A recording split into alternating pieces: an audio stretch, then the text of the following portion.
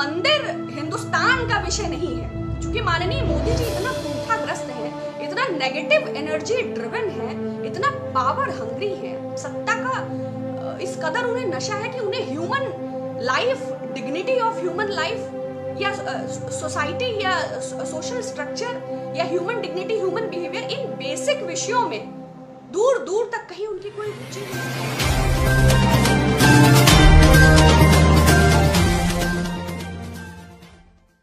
नमस्कार, आशा है आप सब अच्छे हैं। कुछ महत्वपूर्ण आंकड़े और विषय को लेकर मैं आपके बीच उपस्थित हूं। उत्तर प्रदेश के हालात से आप सभी परिचित हैं। समाज किस तरह अपना संतुलन खो रहा है, और जब अपराधी सत्ता के शिखर पर विराजमान हो जाएं और अपराध को भली भांति राजनीति में स्थापित कर दें, तो किस प्रकार के हालात उत्पन्न होते हैं, वो हम योगी राज या राम राज्य या जंगल राज की भावना में देख सकते हैं। जिस तरह उत्तर प्रदेश में राजनीतिक संरक्षण में सत्ता की मौजूदगी में, वैसे तो 3 वर्षों से ये जारी था, लेकिन विगत अगर हम सिर्फ 1 सप्ताह की बात करें, वरिष्ठ पत्रकार विक्रम जोशी को मॉलस्टेशन, उनकी भांजी को 1 साल से छेड़छाड़ की वो कार्यवाही की कोशिश कर रहे थे।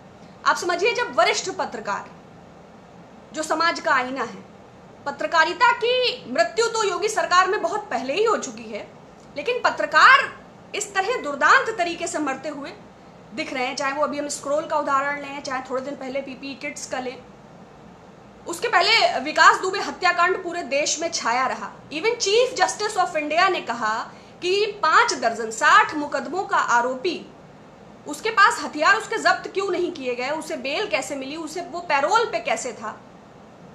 तो उत्तर प्रदेश की न्यायिक प्रक्रिया पर सवाल, जब चीफ जस्टिस ऑफ इंडिया अचंभित हैं, तो आम नागरिकों के लिए आप क्या समझते हैं? जैसे स्टेशन पर लिखा होता है ना कि अपने जान माल की सुरक्षा स्वयं करें, तो समाज, एक सुरक्षित समाज का जो बेसिक कॉन्सेप्ट होता है कि भाई जान माल की रक्षा, तो आम नागरिक सरकार से इतनी अपेक्षा तो कर सकते हैं। लेकिन राजनैतिक संरक्षण, पुलिस एक मशीनरी है जिसका सत्ता पक्ष द्वारा दुरुपयोग होता है। दुरुपयोग एक विशेष समुदाय को डराने के लिए, विषयों को कम्युनलाइज करने के लिए, खौफ का माहौल पैदा करने के लिए, कुछ विशेष जातियों के अतिक्रमण के लिए। लेकिन अगर हम लॉ एंड ऑर्डर की बात करें, और मॉलस्टिंग पे क्या कार्यवाही होगी? जो सरकार चिन्मयानंद और सेंगर जैसे अपराधियों को संरक्षण देती है, जो अभी 3 दिन पूर्व ही कासगंज में बेटी और मां पर बलात्कार के आरोपियों ने ट्रैक्टर चढ़ा दिया, दोनों की मृत्यु हो गई। लोक भवन के सामने 2 महिलाओं ने आत्मदाह किया, 1 की मृत्यु हुई। अगर अमेठी की पुलिस या अमेठी के राजस्व विभाग ने उस मामूली विवाद पर कार्यवाही की होती, तो ऐसा क्यों होता? लेकिन थाने और कोर्ट कचहरी और पुलिस, इसकी तो बात ही नहीं कर रहे हैं, क्योंकि भारतीय जनता पार्टी के कार्यालय हो गए हैं पुलिस थाने। आम नागरिक का इस व्यवस्था से पूरी तरह विश्वास उठ चुका है, लोग उसमें जाना ही नहीं चाहते हैं। चाहे विकास दुबे हत्याकांड हो, चाहे ये कासगंज का कांड हो, चाहे गाजियाबाद के वरिष्ठ पत्रकार की हत्या हो, चाहे कल जम्मू कश्मीर के पुंछ में कार्यरत एक सैनिक, उसके पिता की दबंगों ने मार पीट के हत्या कर दी। अपराधियों का एनकाउंटर हो रहा है। 8वें पुलिसकर्मी जो विकास दुबे के हथियारों से शहीद हो गए, उसके बाद 2 पुलिसकर्मी जिनकी पुलिस कस्टडी में मौत हो गई। लोग कैसे इस व्यवस्था पर यकीन करें? समाज अपना संतुलन खो रहा है। एक और लोगों के सामने जीविका का संकट है, जीविकोपार्जन का संकट है, कोरोना नामक इस आपदा का संकट है।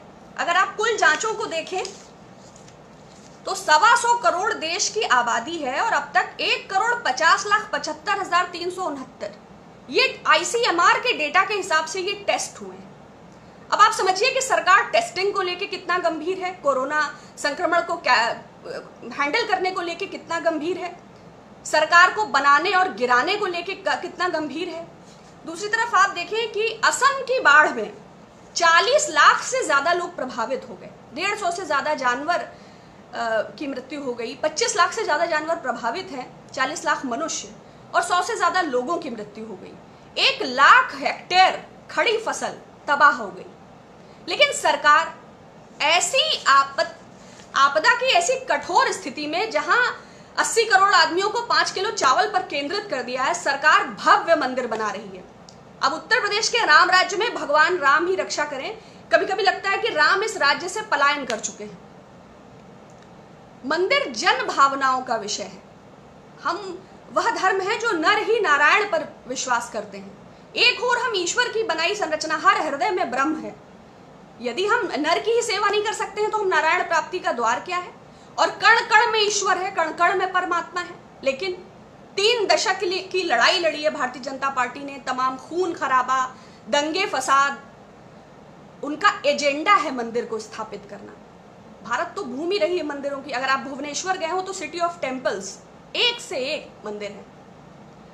अगर आप तमिलनाडु में अकेले 30,000 से ज्यादा मंदिर है। अगर आप मीनाक्षी मंदिर गए हो तो इतना ग्रैंड मंदिर, 33,000 प्रतिमाएं मात्र मीनाक्षी मंदिर में है।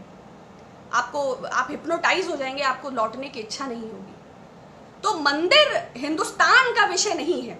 क्योंकि माननीय मोदी जी इतना कुंठाग्रस्त हैं, इतना नेगेटिव एनर्जी ड्रिवन हैं, इतना पावर हंग्री हैं, सत्ता का इस कदर उन्हें नशा है कि उन्हें human life, dignity of human life या सोसाइटी या सोशल स्ट्रक्चर या ह्यूमन डिग्निटी, ह्यूमन बिहेवियर, इन बेसिक विषयों में दूर दूर तक कहीं उनकी कोई रुचि ही नहीं दिखाई देती।